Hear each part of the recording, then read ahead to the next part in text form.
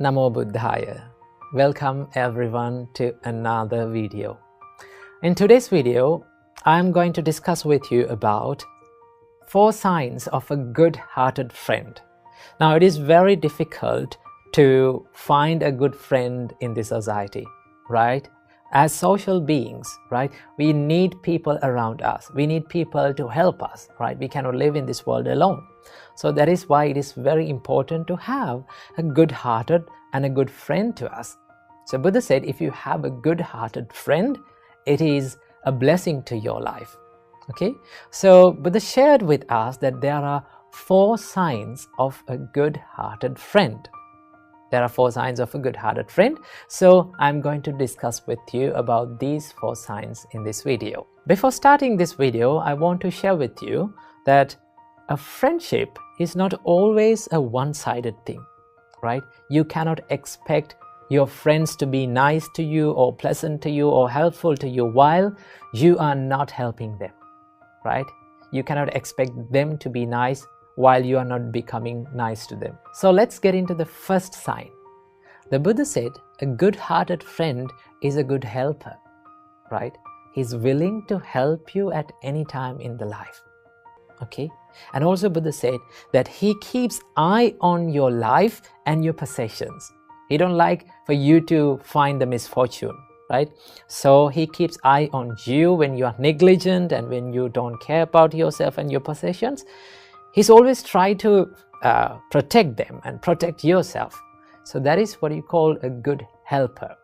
So this is the first sign of a good-hearted friend. And the second sign, the Buddha said, a good-hearted friend is a friend who is in the good time and the bad time both, right?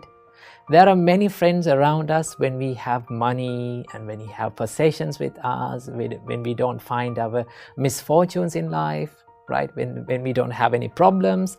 But you can identify and you can recognize the true friends or real friends when you face problems in your life, right? When you face problems and when you go through tough times in your life, if there are friends around you who is willing to help you, who is willing to give you a helping hand, then he is a good friend in both good and bad times.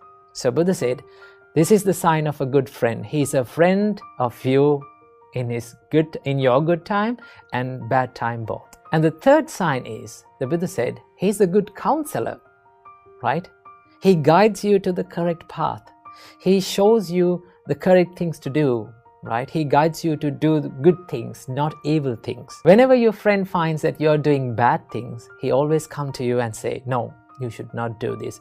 It is not good. It is not good for you and it is not good for others. So please stay away from these things. He will guide you to the good path. And also when you face problems, right? When you face difficult situations in your life, you can go and talk with them and you can heal your heart. Okay, so that is a friend who is called a good counselor. And the final quality that these good-hearted friends have is he is very compassionate towards you, right? He does not enjoy your misfortune. He or she doesn't like to see that you are falling into troubles and going through tough times. So he comes to you in those times and he or she always helps to you, right? They are willing to help you. That is a friend who is called a compassionate friend. Now, these are the 4 signs that you're having a good-hearted friend. But always remember, you may not find a friend who has all these 4 qualities, right? If you can find, then congratulations, you are very lucky. But you may not find a good friend who has all these qualities. But you can find maybe like 1 or 2 of these qualities in friends around you. So what you have to do is you have to be with them, you have to help them, you have to give your love and compassion towards them. Then you will receive that love and compassion back. Okay? So these are the 4 signs of a good-hearted friend, okay? So if you could not find a good-hearted friend, then what you can do? Well, then the Buddha said, if you did not find a good friend in your life, be a good friend towards others, Be a good friend to other people. Then, according to the law of this world, you will receive good things back. So, these are the 4 signs that you're having a good-hearted friend. So, keep them in your mind and be with good people around you. Namo Buddhaya. Having to go through an experience of losing a loved one can be extremely painful for people. So today, I want to share with you one advice from the Buddha that will help you to ease up and that will help you to deal with this grief of losing a loved one. Okay, this is from Anguttara Nikaya, Thana Sutta, and in this sutta, Buddha mentions, Sabbehi me piyehi manapehi nana bhavo vina bhavoti abhinnang paccavekkitabba. Whether you are a male person or a female or a monk or a lay person like you, whoever you are, think that one day I have to be separated from all the loving people and all the loving things around me. This is the reality. Now, this is all about admitting the reality. Normally, we don't like to admit the reality. People run away from realities. They don't like to think about that they are going to die one day.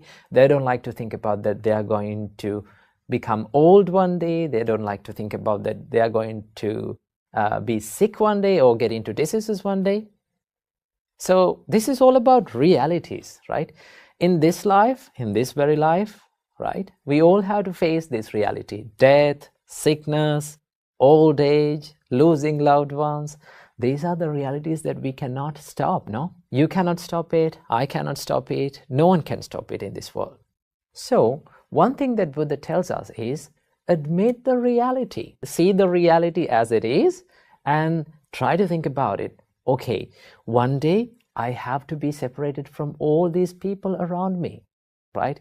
There are lots of people around us who are very near and dear and we love them so much. The reality is one day you and I have to be separated from all these people, no? Or we have to leave them. So what Buddha says is, get ready to face this reality, right? How do you get ready to face this reality? By thinking about this every single day. Right? Buddha said, Abhinnam paccavekkitabba. Think it frequently, right? I have to be separated from these people around me. One day, that is the reality. When you think about this, there's another big advantage of thinking like this. What is that? When you think about this, you can have that compassion and you can show your love and kindness purely. Why? Because you know that you are not going to be around them for a long time. You know that you are not going to be with them forever. When you know that, and when you know that you have a little time to be with these people around you, then you can show your fullest love and you can show your fullest kindness in this little time.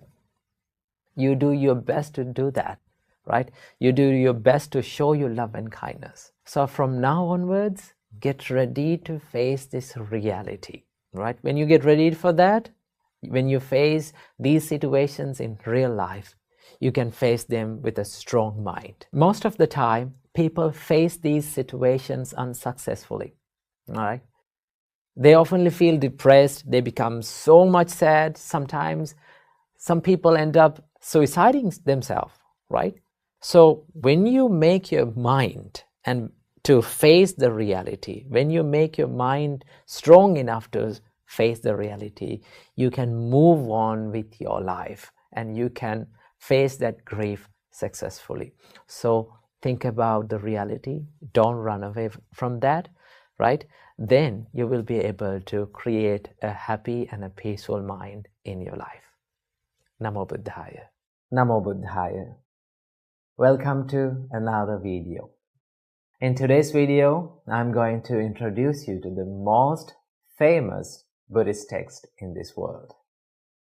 Now, if you are new to Buddhism and if you'd like to learn more about Buddhism, this is one of the best books that you can read. So, the book's name is Dhammapada.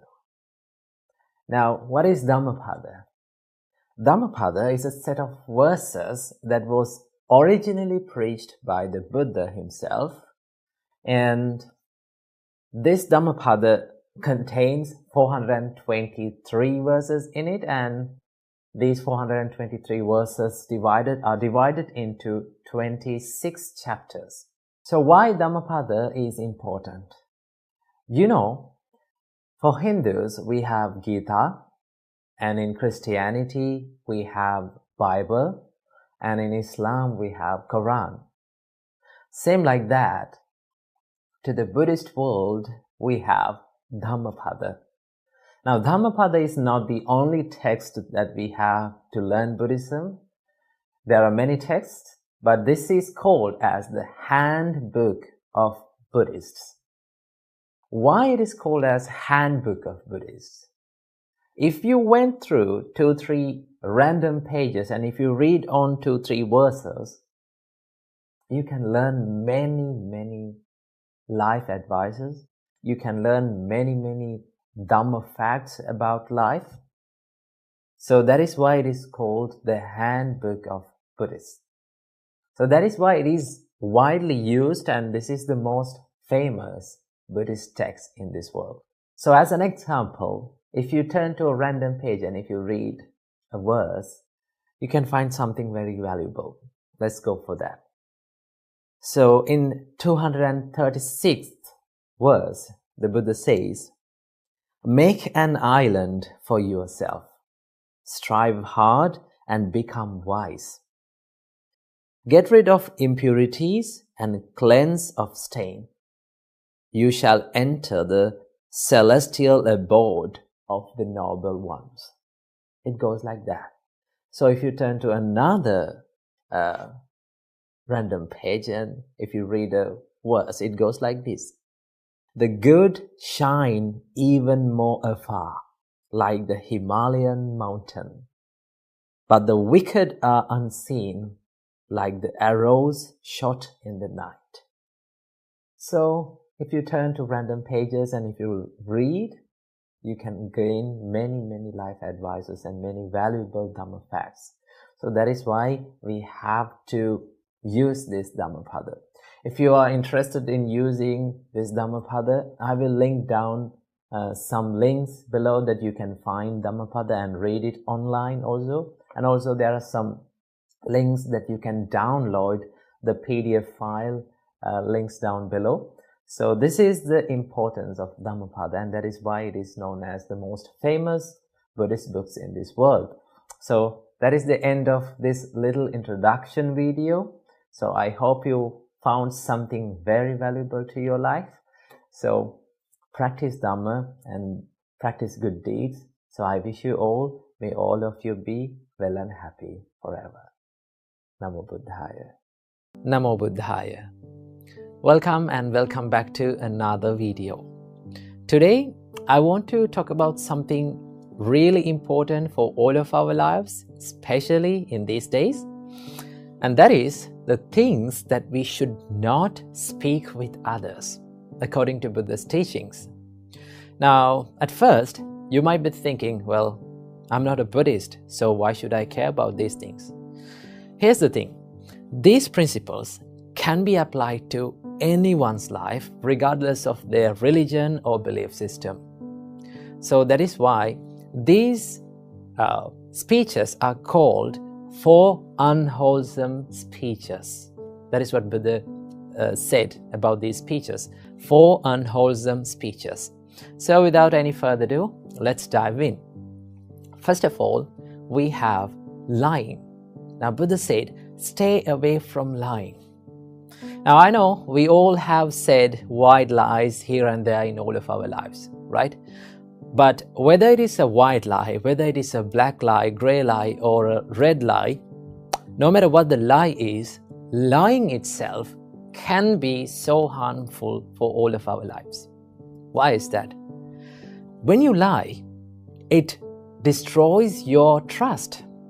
When you lie, it destroys your character, right?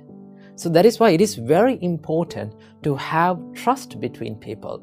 in our daily relationships between people, the most important component of a happy relationship is the trust. So that is why Buddha said, live a truthful life. And it is very important to have that transparency and honesty in our relationships. So the first thing that we have to stay away from is lying. And next we have divisive speech. What do you mean by divisive speech?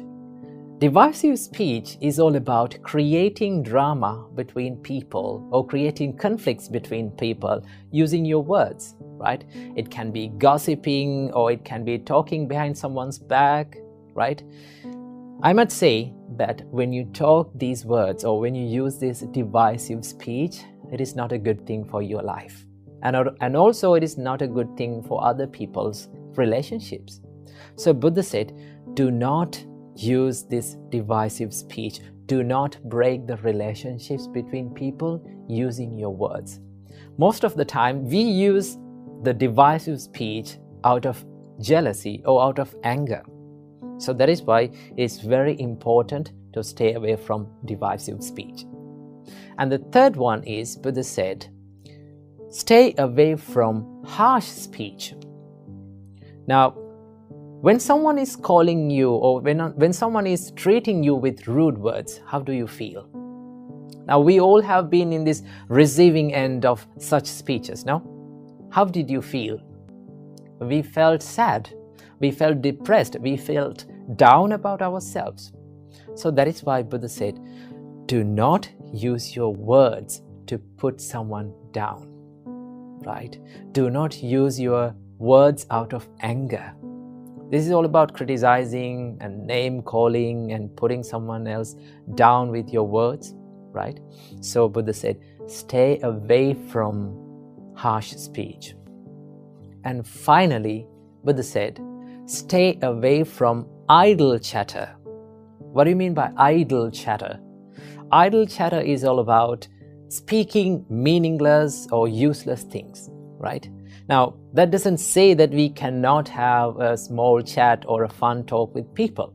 We can do that, but we have to know where our limit is in our speech, right? We have to set the boundaries in our speech, right? We have to know where our speech become unproductive, right?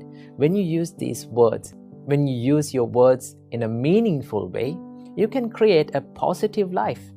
And you can create a positive emotions or positive feelings in others' lives too, right?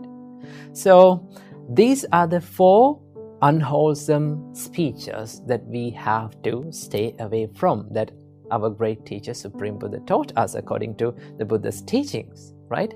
So why all these things matter? Why these unwholesome speeches matter in our life? Well, Buddha said, the words that we speak can create either positive or negative karma in our life. Do not think lightly about this karma, right? You have to be very careful about the karma. So the intention behind your words really matters in your life. And that is why we have to use our words wisely, because it can make a huge impact in our lives as well as in others' lives too. So words that we speak are like a knife, right? You can use the knife to cut something useful, right? And also you can use the knife to kill someone else. So let's use our words to create a better life for ourselves and for others. So thank you for tuning in. I hope you got some food for thought for your life. So until next time, I wish you all, may all of you be well and happy, and may all of you live in peace forever. Namo Buddhaya. Namo Buddhaya. Welcome everyone to another video. Today, let's talk about something that is really, really important for all of our lives.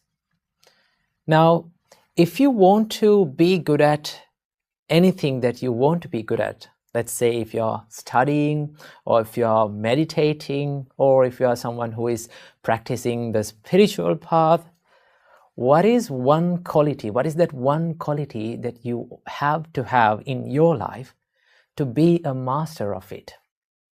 If you're studying, what is that one quality that you have to have in your life to be a master?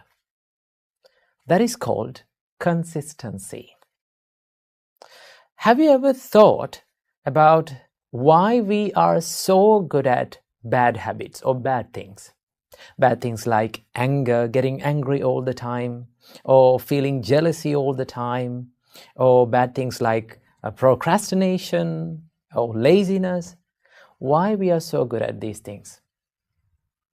We are so good at these things because we have done it over a long period of time continuously, right? If you start getting angry, or if you start losing your temper again and again every single day, what will happen? You will be good at it, okay? If you are procrastinating the things that you want to do, then you will be a good procrastinator. So one main important quality to be good at anything in this life, or to have a habit to our life, is consistency. That is why we are so good at bad things. So we can use this theory or this consistency for our own benefit, right? If you're someone who is studying, right, you have to do it every single day, again and again, repeatedly, even in the days where you don't feel like doing it, because that is the hardest part and that is the most important part. When you feel like not doing it, but if you keep doing it, if you keep moving forward, if you keep going through it, then you will be able to make a good habit of it. And once you become good at it, or once you make a habit in it, then it will be so easy for you. So that is why our great teacher, Supreme Buddha, said that when you practice the spiritual path, right, when you practice meditations, do it again and again and again. Do not do it like here and there, once in a week, once in a blue moon. When you do that, and when you expect more results, you will never get it. So that is why Buddha said, Mettaya bhikkhave cheto vimuktya asevitaya bhavitaya bahuli kataya. Buddha said, when you practice the mind of loving kindness, this is about practicing the loving kindness, meditation and mind of loving kindness. Asevitaya bhavitaya bahuli kataya. That means you have to use that mind of loving kindness. You have to do it again and again, consistently, bahuli kataya. Use it again and again. When you do that, you will be good at it. And the loving kindness, or the love, or the patience, or the compassion will be a part of your life. Okay? So when you meditate, when you practice spiritual practice, or if you're studying, or if you're in a profession, if you are developing a skill, then what is the most important thing to have in your life to be good at it? The consistency. So do it on the days that you don't feel like doing it also, right? When you do that, when you move forward through it, then you will be a master of it. But here's the most important thing that you have to have. Do not judge your progress in your life, right? We are so busy to have quick progress, quick results, because we are used to this instant world, right? We live in an instant world, right? We can find everything we want in our mobile phone, right? If you want to Google something, instantly you get the results. So we are used to this instant world. But when it comes to the spiritual practice, when it comes to the soft skills or developing the skills that you want, it is not that easy and it is not that instant. You have to do it little by little, and you have to expect little progress from one session. So do not judge your progress. Do not judge your improvements. The most important thing is to do it every single day. Keep moving, and then you will be a master of anything that you want to be a master of. Okay? So I hope you got some idea about the consistency and the value of it.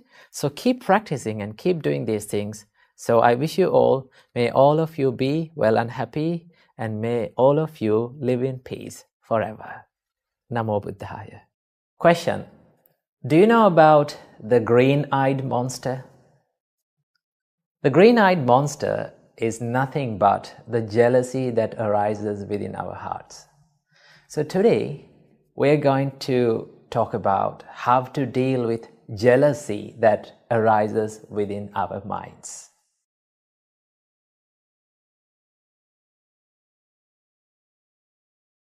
Jealousy is one of the most hardest experiences and emotions that we have to go through in our life. It is very hard to admit, and also it is very hard to remove from our hearts. So how can we deal with this jealousy? First of all, let's see why we feel jealousy.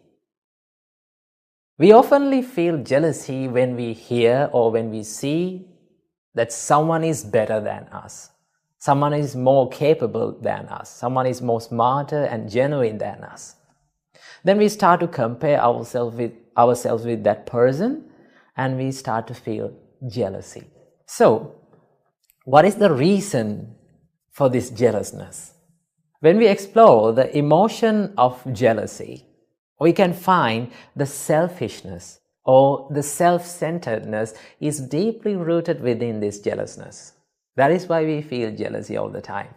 So selfishness means that if someone is thinking only about that person, and if he is thinking that he is the greatest person of all, so chances are very high for that person to feel jealousy on people who are better than that person.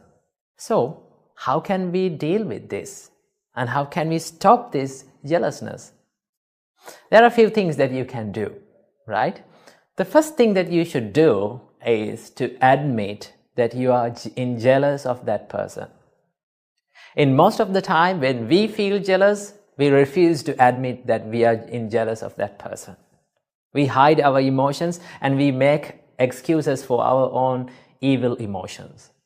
So what you have to do is be humble and admit that I am jealous of that person. Okay? Then only you can identify the real emotion and real state of your mind. So first thing that you have to do is to admit that you are jealous of that person.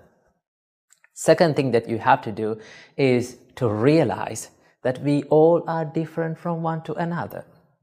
For an example, there are 4 elements in this world: the water element, the earth element, air element, and the fire element. These are the 4 elements that prevails in this world.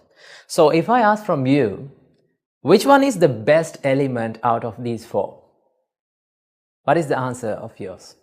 You may say that we cannot compare these 4 elements because these elements are unique from one to another. They serve differently to this world, so we cannot compare. We cannot say which one is the better one. Same goes with our human lives. We are different from one to another. There are no same and identical people in this world. Even the identical twins are different from emotions and feelings.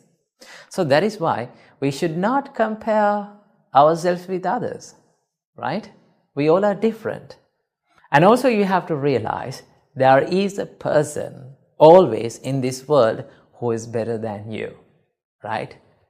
You can be the best in the world sometimes, but remember, there will be always a person who has the potential to beat you.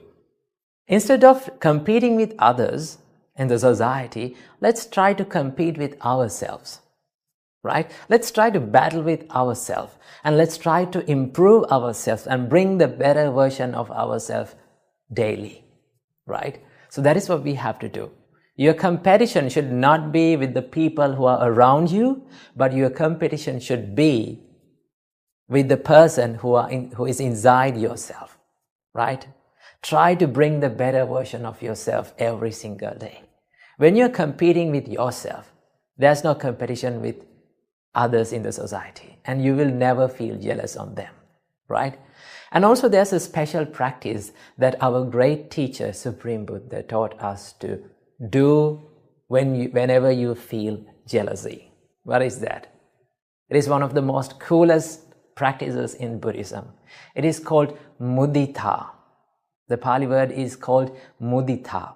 Mudita means the appreciative joyfulness, or in another word, the sympathetic joyfulness.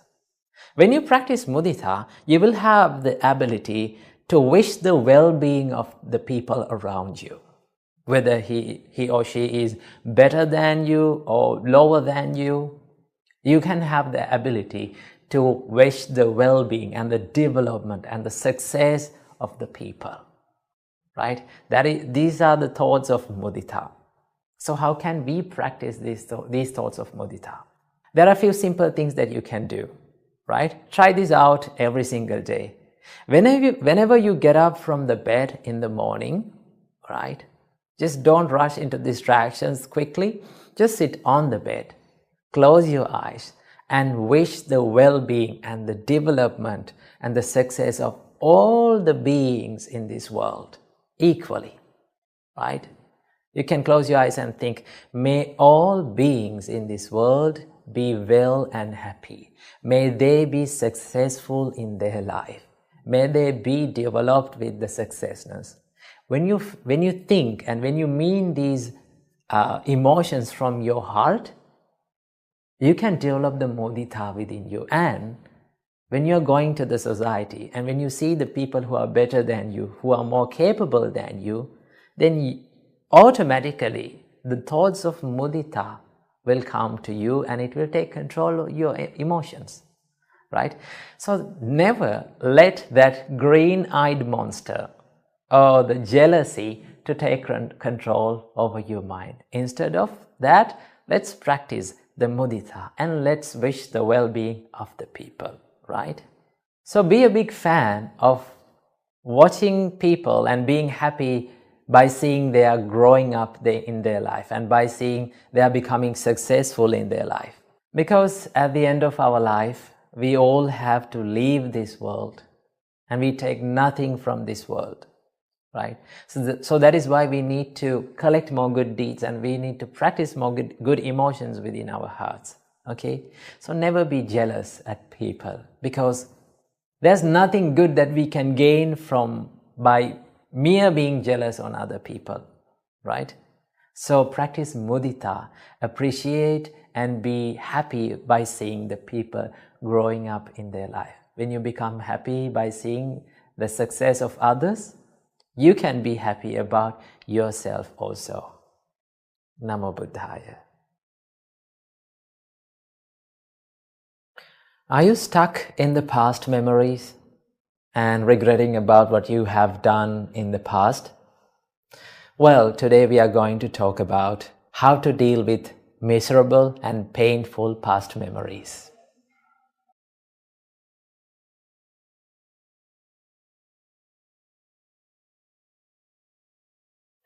Namo Buddhaya. Welcome to yet another episode in Inner Guide Q&A program. Today we are going to talk about how to deal with past memories. They are the memories that are holding us back and destroying our present moment and our future. So how can we deal with these past memories? First of all, I will tell you a nice story. In the Buddhist time, there was a murderer. Now, he wasn't just a murderer, he was a serial killer. He killed thousands and thousands of people. And do you know what he did to those dead people? He cut a finger from each one of them and he made a garland out of that fingers. And he wore that garland around his neck. So his name was Angulimala, the person who wears the garland of fingers. With the help of the great Supreme Buddha, he became an innocent person again.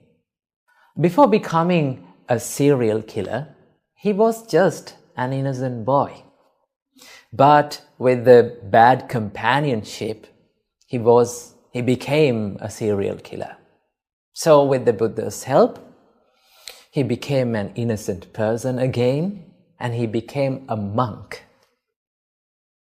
After that, he realized the teachings of the Buddha and he became enlightened. The reason for his enlightenment was he did not let his past to define who he is, right?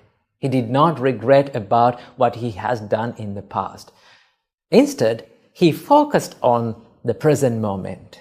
The Buddha advised Angulimala, after becoming a monk, think of yourself as a newly born person, a new person, and do not let your past to define who you are.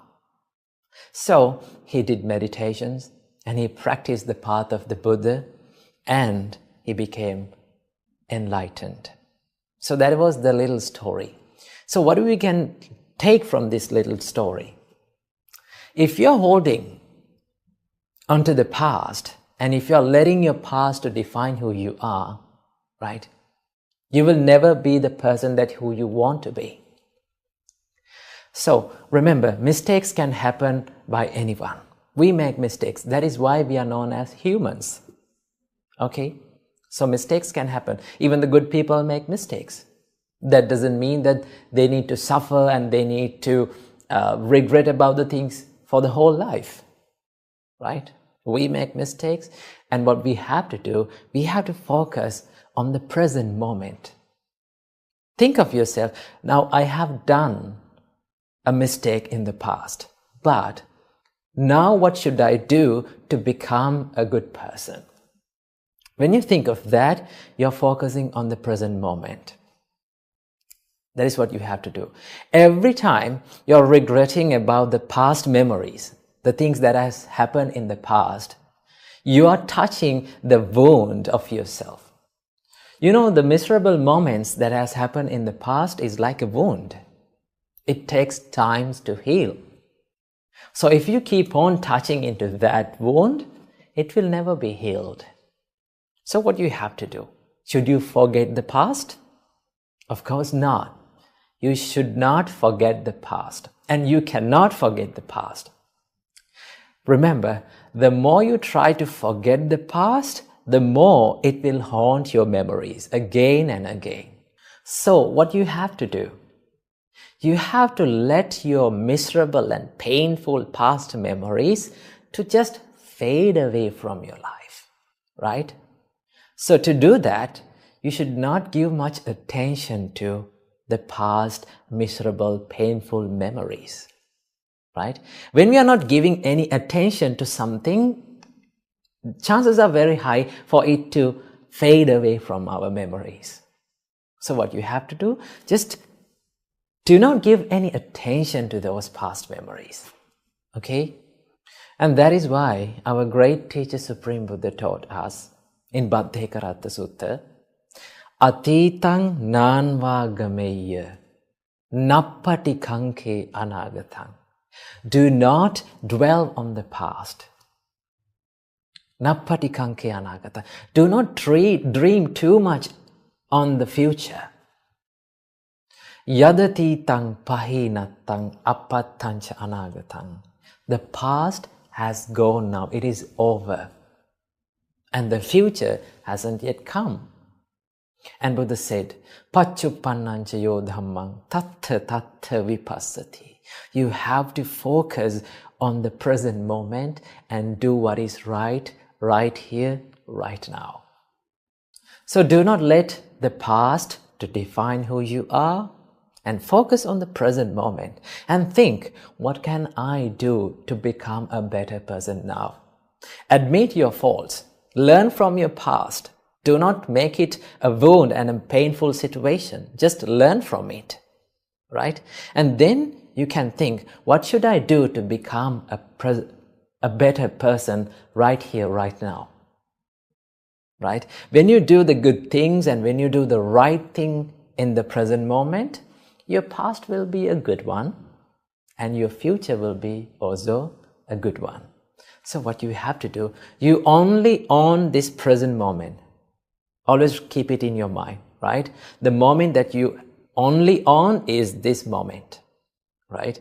In the past, what has happened in the past, you cannot control it. What is going to happen in the future, You have no control about that. What you have in your hand is this present moment. So focus on the present moment, do the good things, be a good person, and your future will be a better one, your past will be a better one also. So practice the Buddha's teachings and stay in the present moment. Namo Buddhaya.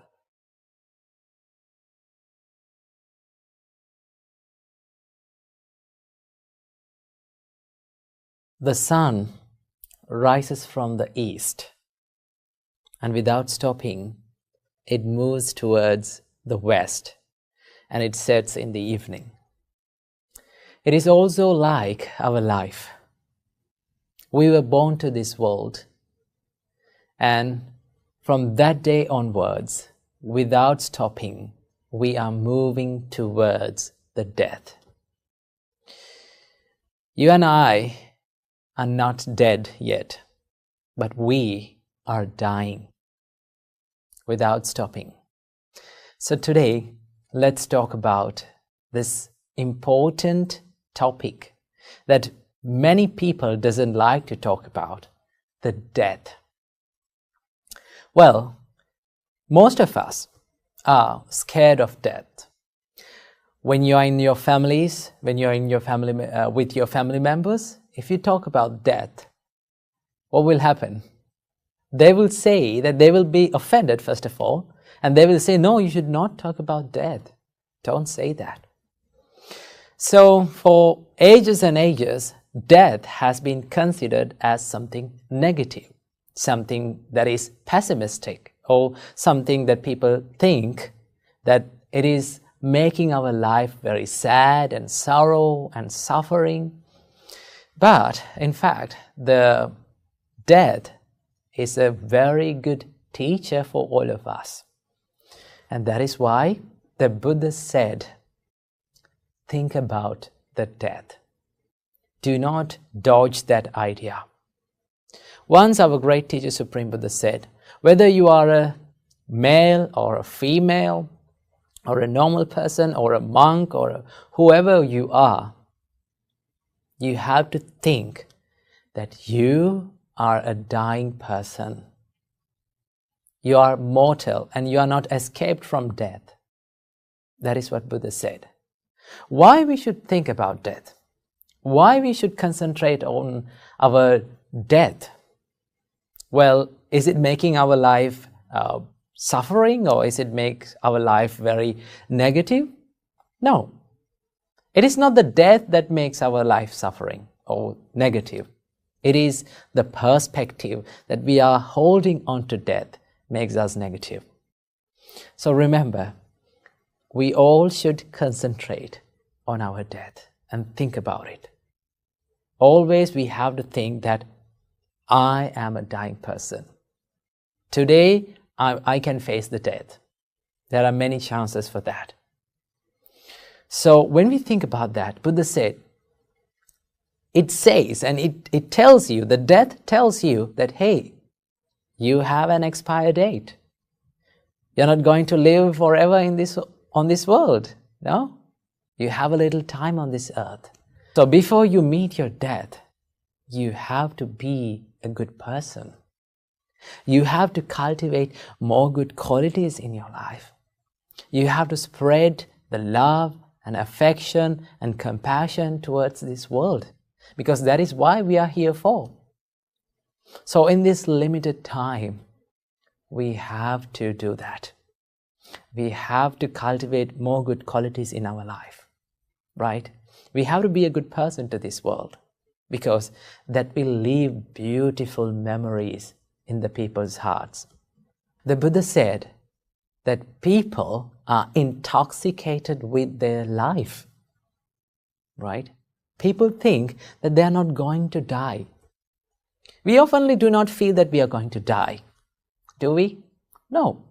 We think that we are going to live for the next day and to the next day. We have so many plans in our life, right?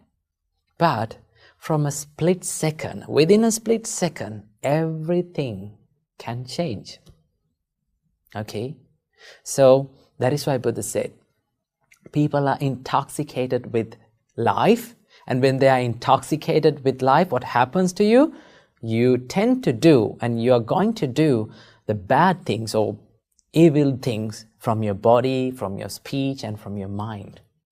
But if a person who is reminding his death, if a person who is reminding that to himself that I'm going to die one day, he knows that at any time he can die, right? So he knows that I have a little time on this earth, so before I meet my death, I have to add more good qualities to my life. So that is what the death teaches us. So do not be afraid to death. Why? Because we all face the death one day, in one way or another. No one can escape it. No one can run away from it. So that is a reality. So why not we think about it and make our minds strong to face that with a happy mind, in a successful way.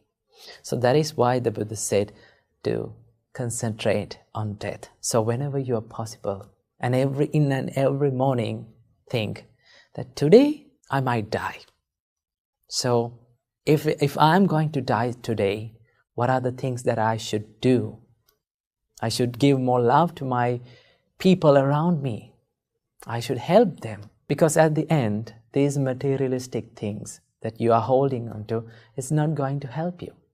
Only the good qualities will help you on your way. So think about the death. Do not be afraid of it. Because when you think about the death, your life will be more and more successful. Keep that in mind. Namo Buddhaya. Namo Buddhaya. Welcome to another episode. In today's episode, I'm going to be sharing with you some thoughts of the Buddha about praise and blame. Now, when we think about our life, when people criticize us, when people blame us, what is our normal reaction? We feel angry about ourselves in the first place. And we tend to hate that person, of course. And also we feel sad in the same time. This is our normal reaction. And on the other hand, when people praise us, what is our reaction? We feel so much happy. We tend to think like, I'm the best. Well, Buddha teaches us these things are two extremes. Becoming too much happy when people praises you is one extreme. Becoming too much sad when people criticizes you is another extreme. So what do we have to do in such situations? The Buddha says you have to maintain a moderate mind in such situations. So how to do that? Well, let me tell you a nice story about how Buddha dealt with such a situation.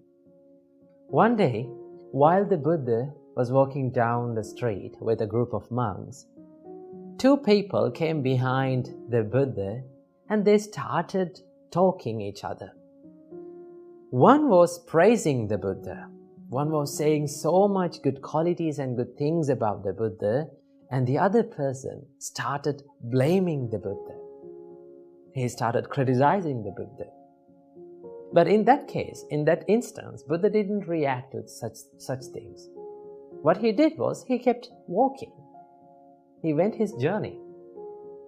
And in the other day, the monks gathered around and they were discussing about the incident that had happened in the last day. They were talking, it's really amazing that these two people came up to us and one was praising and in the same instance, the other one also criticizing us. We got the blame and the praise in the same time. Isn't that wonderful? Then while these monks was talking about this, the Buddha came to that place and said, "What are you talking about?" Then the monks said, "Oh, Venerable Sir, we were talking about the incident that was happened yesterday." Then the Buddha said, "Dear monks, when someone criticizes you, maybe when someone criticizes about the Buddha or his teachings or his followers about you, you should not be angry with them. You should not be displeased with them. Why?